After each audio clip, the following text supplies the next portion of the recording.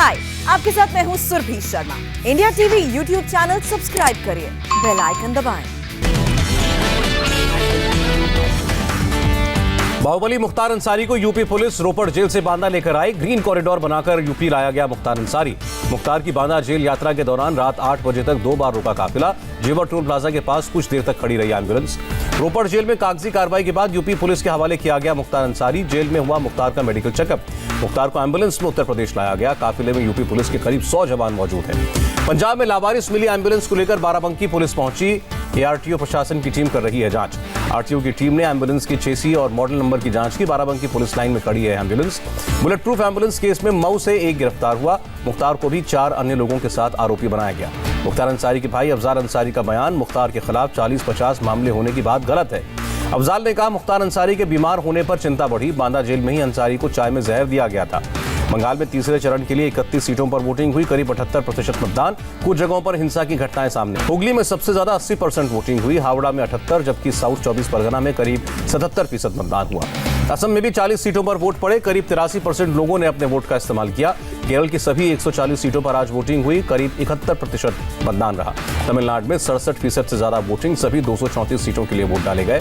केंद्र शासित प्रदेश पुडुचेरी में एक चरण में 30 सीटों के लिए मतदान पूरा। करीब 82% वोटिंग हुई। बंगाल के साउथ 24 परगना में तृणमूल पर गुंडागर्दी का आरोप। लखीमपुर में वोटर्स को धमकाने और वोटिंग से रोकने का आरोप।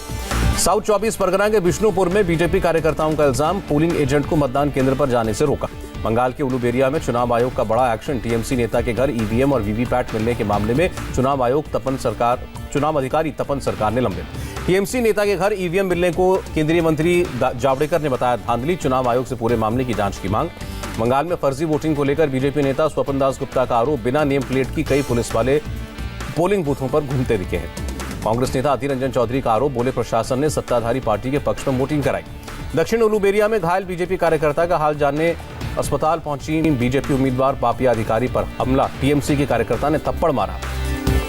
हुगली के आरामबाग में टीएमसी उम्मीदवार सुजाता मंडल के सामने भिड़े बीजेपी टीएमसी कार्यकर्ता। पुलिस ने हालात को काबू में किया। सुजाता मंडल की कार पर भी फेंके गए पत्थर। सुजाता बोली, मुझे मारने के मकसद से किया गया हमला। हावड़ा की रैली में प्रधानमंत्री मोदी का ममता बनर्जी पर हमला। कहा, दीदी मुझे गालियां दे रही हैं, उनकी हार की हताशा है। प्रधानमंत्री बोले, केंद्रीय बलों को बदनाम कर रही हैं ममता बनर्जी। मुसलमान भी दीदी के हाथ से निकल गए। बंगाल के कूच बिहार में प्रधानमंत्री ने जनसभा की। कहा, बीते 2 चरणों में दीदी का जाना तय हो गया। सुपरस्टार रजनीकांत ने चेन्नई में स्टेला मैरिस पोलिंग बूथ पर वोट डाला। रजनीकांत की तस्वीर लेने के लिए होड़ लगी। एमएनएम चीफ कमल हासन ने भी चेन्नई में वोट डाला। अपनी बेटियों श्रुति और अक्षरा के साथ लाइन में खड़े होकर वोट किया। तमिल फिल्मों के स्टार विजय साइकिल चलाते हुए वोटिंग करने पहुंचे। चेन्नई में एक पोलिंग बूथ पर वोट किया। तमिलनाडु के एक्टर्स ने भी मतदान में बढ़ चढ़कर हिस्सा लिया। अजीत ने अपनी पत्नी के साथ वोट डाला।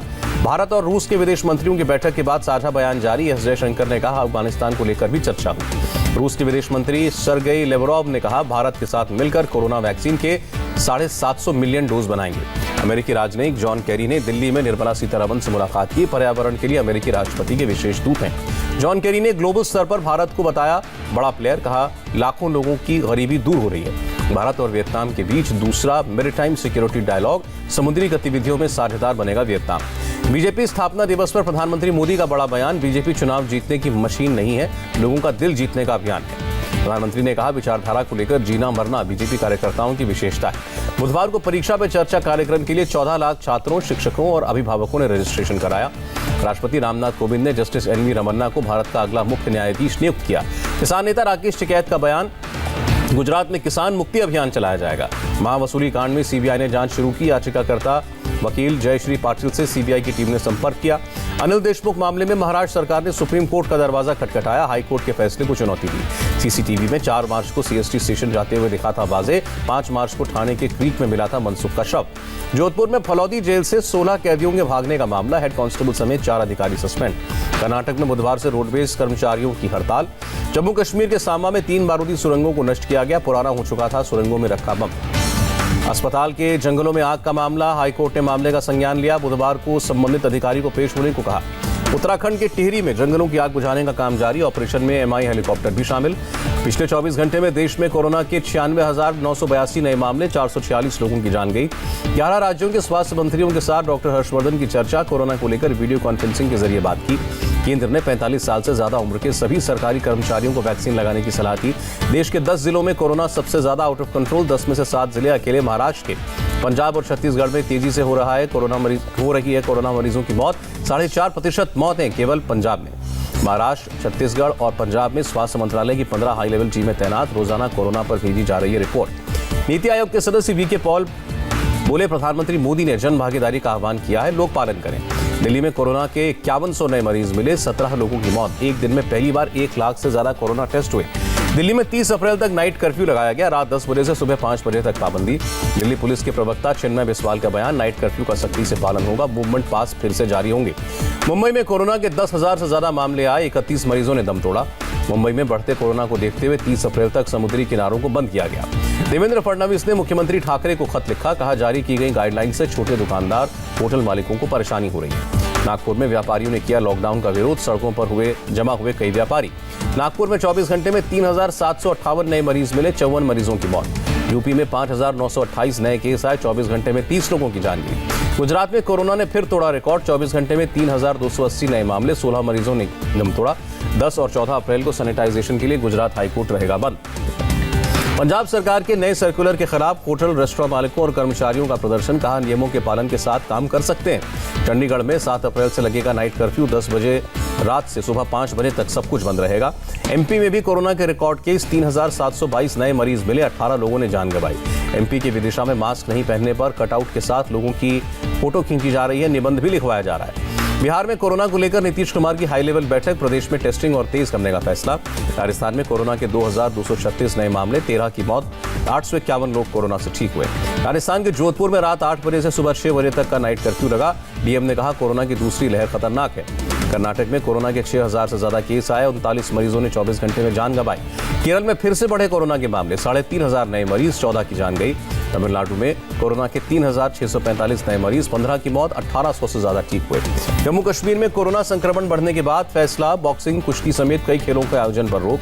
दुनिया में कोरोना के 13 करोड़ 25 लाख से ज्यादा मरीज, अब तक 28,76,000 की मौत। फ्रांस के पेरिस में नेशनल स्टेडियम में वैक्सीनेशन अभियान शुरू किया गया, बनाए गए 20 वैक्सीनेशन बूथ। उत्तर कोरिया ने टोक्यो ओलंपिक से किनारा किया, जापान ने कहा हल निकालने के लिए उत्तर कोरिया से बात की जाएगी। अमेरिका ने फिर दक्षिण चीन सागर में भेजा एयरक्राफ्ट कैरियर, चीन के साथ बढ़ सकता है तनाव। 2020 में यूक्रेन के विमान को मार गिराने का मामला, ईरान के 10 अधिकारियों के खिलाफ मुकदमा दर्ज, 176 लोगों की हुई थी मौत। अमेरिका के टेक्सास में पुलिस ने चुराई गई एम्बुलेंस का पीछा किया, 1 घंटे तक पीछा करने के बाद पकड़ी गई एम्बुलेंस। नॉर्वे के पास समंदर में खतरनाक रेस्क्यू ऑपरेशन, खराब मौसम में डूब रहे जहाज से 12 लोग बचाए गए। इंडोनेशिया में बाढ़ और तूफान से मौत का आंकड़ा बढ़कर 128 हुआ, अभी भी कई इलाकों में रेस्क्यू ऑपरेशन जारी। आइसलैंड ज्वालामुखी से फिर निकला लावा, ज्वालामुखी देखने आए लोगों को आसपास के इलाके से हटाया गया। अप्रैल के महीने में बेल्जियम में बर्फबारी, ब्रसेल्स में एक ही रात में बिछी बर्फ की चादर। भारत पर $1 बिलियन का डिजिटल टैक्स लगा सकता है अमेरिका। देश में स्टील की कीमतों में 10% तक बढ़ोतरी। सेंसेक्स में 42 अंकों की मामूली बढ़त के साथ बंद हुआ शेयर मार्केट। निफ्टी में भी 45 अंकों की तेजी। मुंबई इंडियंस के wicket keeping consultant Kiran More हुए कोविड पॉजिटिव। मुंबई के वानखेड़े स्टेडियम में 2 और ग्राउंड स्टाफ कोरोना संक्रमित। दिल्ली कैपिटल्स की कप्तानी मिलने के बाद बोले ऋषभ पंत, दिल्ली को आईपीएल जिताने की पूरी कोशिश करूंगा। दिल्ली के नए कप्तान पंत पर है कोच पॉन्टिंग को भरोसा, कहा कप्तानी का एक्स्ट्रा दबाव झेल लेंगे पंत। मुंबई इंडियंस के खिलाड़ियों ने लिया टीम बॉन्डिंग सेशन में हिस्सा, खिलाड़ियों ने वॉलीबॉल खेली। कोलकाता नाइट राइडर्स में शामिल हुए बांग्लादेश के ऑलराउंडर शाकिब उल हसन ने शुरू की प्रैक्टिस। काउंटी क्रिकेट में किस्मत आजमाएंगे टीम इंडिया के टेस्ट बल्लेबाज हनुमा विहारी। दक्षिण अफ्रीका पाकिस्तान के बीच सेंचुरियन में तीसरा वनडे मुकाबला बुधवार को, सीरीज 1-1 से है बराबर। और एक्ट्रेस कटरीना कैफ को भी हुआ कोरोना, डॉक्टर्स के निर्देश पर खुद को होम क्वारंटीन किया। हाय, आई एम सुरभि शर्मा। खबरों से अपडेट रहने के लिए India TV YouTube channel subscribe करिए, साथ में बेल आइकन जरूर दबाएं। जुड़े रहें इंडिया टीवी के साथ।